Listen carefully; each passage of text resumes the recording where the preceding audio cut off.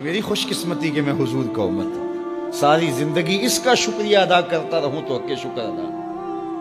ہم حضور کے امتی، نبی انتظار کرتے رہے، نبی منتظر رہے۔ حضرت خلیل اللہ کی بارگاہ میں پکار رہے ہیں، ربنا وابعث فیہم رسولا، مالک رسول بھیج دے۔ وہ کہتا ہے لیسا بفظ ولا بغلظ، وہ ترشرو نہیں ہوگا، سخت مزاج نہیں ہوگا، ماتھے پہ شکنے لانے والا نہیں ہوگا، وہ پیار بانٹنے والا ہوگا، بس وہ آیا چاہ رہا ہے۔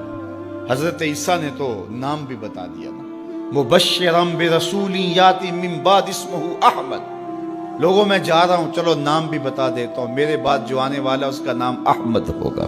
نبی انتظار کرتے رہے، 12 نبیوں نے انتظار کیا حضور کی امت میں ہونے کے لیے، تمنا کی۔ نستورہ راہب انتظار کرتا رہا، بحیرہ راہب انتظار کرتا رہا۔ شب ہجر کی سختیاں کوئی اس سے جا کے پوچھے، تیری راہ تکتے تکتے جسے صبح ہو گئی۔ زندگیاں گزار دی انہوں نے۔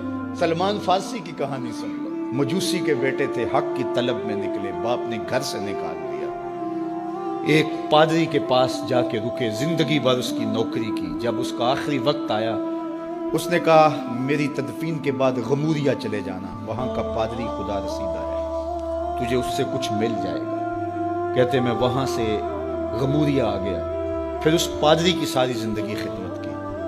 جب وہ مرنے لگا تو اس نے کہا کوئی ایسا شخص نہیں ہے جس کے پاس اب میں تجھے بھیجوں، لیکن نبی آخر الزمان کے ظہور کے لمحے آ گئے، تو یہاں سے یثرب چلا جا، وہ اس نبی کی ہجرت گاہ ہوگی، تیری زندگی سنور جائے گی، تو نے بڑی محنت کی ہے، بڑی نوکری کی ہے میری۔ کہتے میں نے اس کو کہا کہیں ایسا نہ ہو میں دھوکہ کھا جو مجھے کوئی نشانی بتا۔ اس نے کہا 3 نشانیاں، ایک صدقہ نہیں لے گا، دوسرا ہدیہ رد نہیں کرے گا، تیسرا 2 کندھوں کے درمیان مہر نبوت ہو۔ کہتے ہیں میں نے اس کی تدفین کی، یثرب کی جانب جاتے ہوئے ایک قافلے میں شامل ہو گیا، انہوں نے مجھے پکڑ کے اپنا غلام بنا لیا، لیکن میرے پہ مہربانی یہ کی کہ مجھے بیچا جا کے مدینے میں۔ ایک یہودی نے مجھے خرید لیا، میں اس کے باغ میں گوڈی کرتا تھا، کام کرتا تھا، کھجوریں توڑتا تھا، لیکن میں انتظار میں تھا کہ کبھی وہ نبی آخر الزمان آئے تو مجھے دید ہو، کبھی عرش پر، کبھی فرش پر، کبھی ان کے در، کبھی در بدر۔ میں عاشقی تیرا شکریہ، میں کہاں کہاں سے گزر گیا۔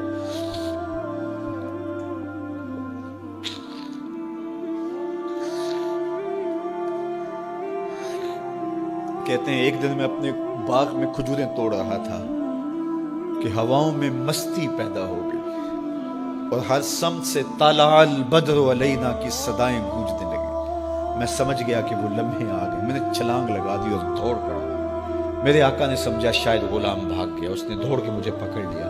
میں نے اس کو کہا کہ میں نوکر تیرا ہی ہوں، لیکن دل نوکر کسی اور کا ہے، میں بھاگوں گا نہیں، مجھے جانے دے۔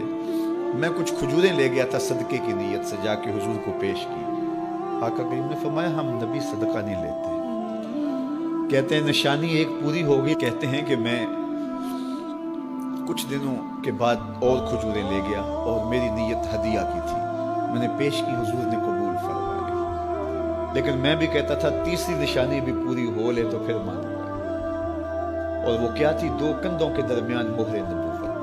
کہتے ہیں ایک دن حضور میرے باغ میں آئے، اور آقا کریم نے اپنے مبارک کندھے پہ چادر رکھی ہوئی تھی، اور چادر کی اوٹ میں مہر نبوت چھپی ہوئی تھی، اور میں پیچھے ہو کے دیکھتا تھا، اور میری آرزو یہ تھی کہ کوئی تیز جھونکا ہوا کا آئے اور چادر ہٹ جائے اور میں مہر نبوت کی زیارت کر لوں۔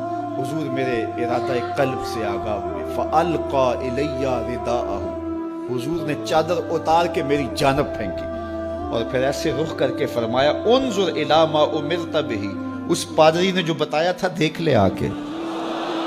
تو کہا میں نے دیکھا کہ حضور کے کندھوں کے درمیان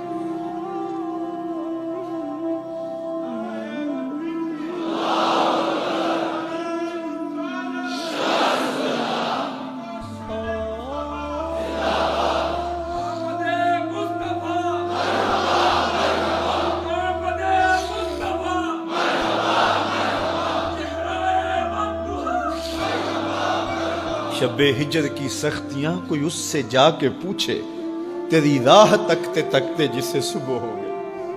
ہم نے تو کوئی انتظار نہیں کیا نا، ہم نے تو کوئی دکھ نہیں سہا، ہم سوئے تھے مقدر جاگ اٹھے.